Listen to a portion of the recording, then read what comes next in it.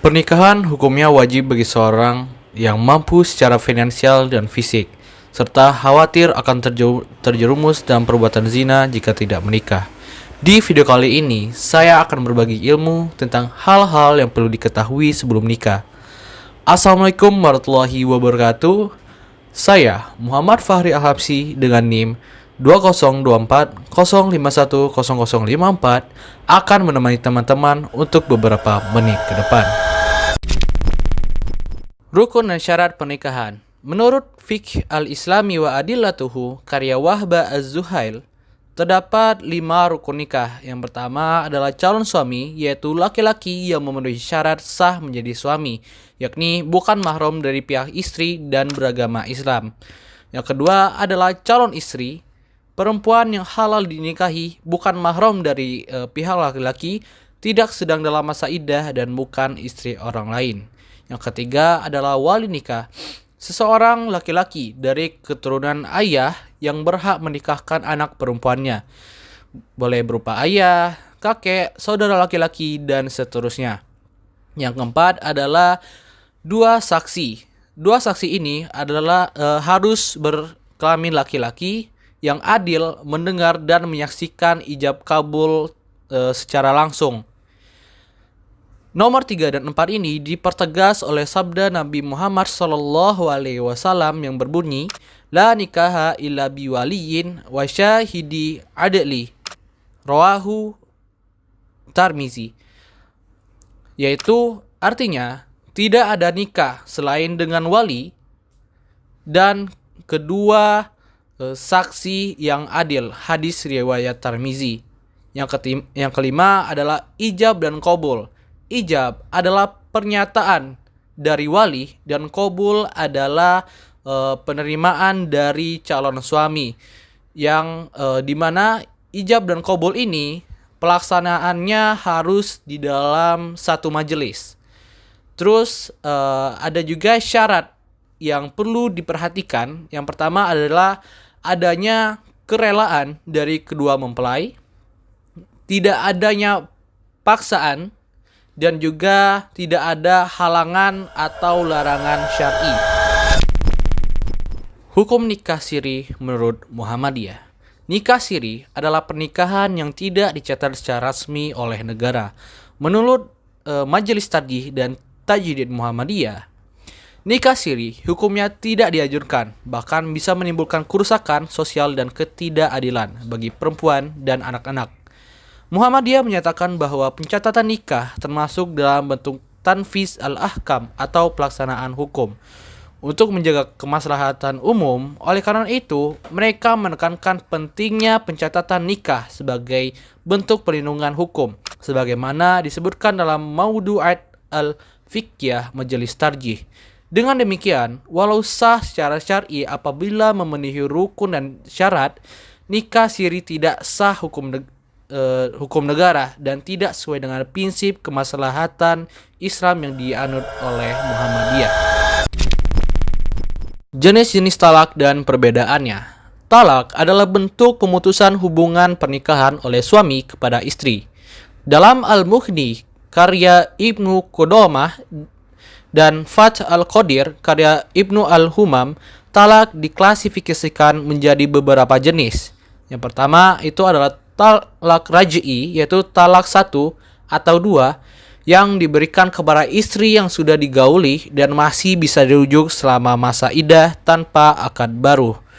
Yang kedua itu adalah talak bain. Talak bain itu dibagi menjadi 2, ada bain sugro dan bain kubro. Bain sugro adalah talak yang tidak bisa dirujuk kecuali dengan akad dan mahar baru.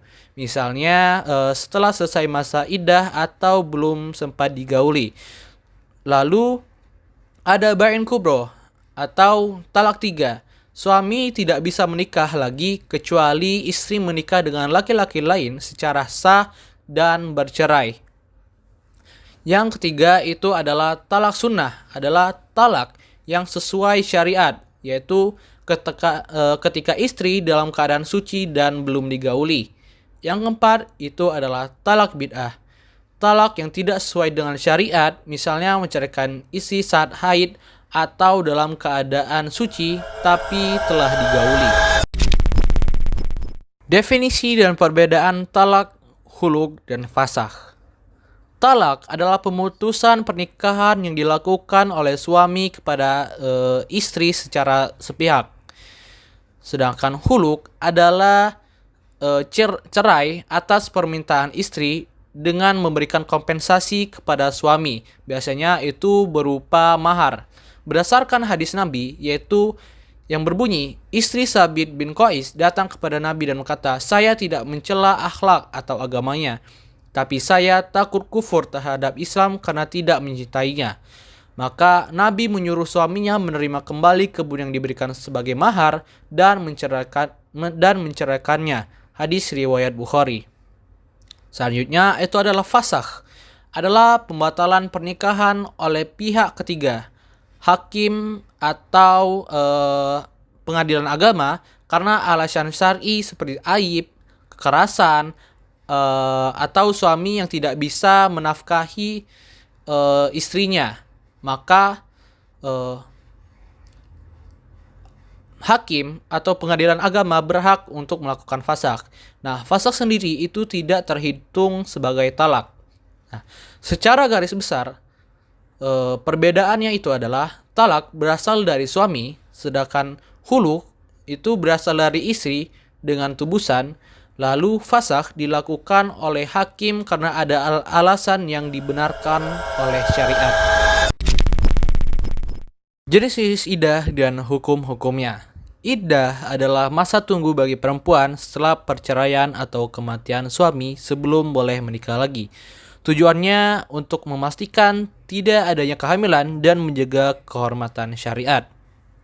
Nah, jenis-jenis iddah menurut Al-Majmu' karya Imam Nawawi itu ada beberapa. Di antara lain adalah yang pertama itu adalah iddah karena cerai atau talak, yaitu masa tunggunya adalah 3 kali suci dari haid jika istri itu sudah digauli, dan ketika istri sudah tidak tidak mengalami haid lagi, maka harus menunggu selama 3 bulan. Dan untuk istri yang belum digauli, maka tidak ada iddah untuknya. Terus yang kedua itu ada iddah karena suami wafat. Masa tunggunya itu selama 4 bulan dan 4 bulan 10 hari, dan itu berlaku untuk yang sudah bergauli maupun yang belum digauli. Yang ketiga itu adalah iddah untuk wanita hamil. Untuk wanita hamil itu iddahnya adalah sampai kandungan dalam perutnya itu melahirkan.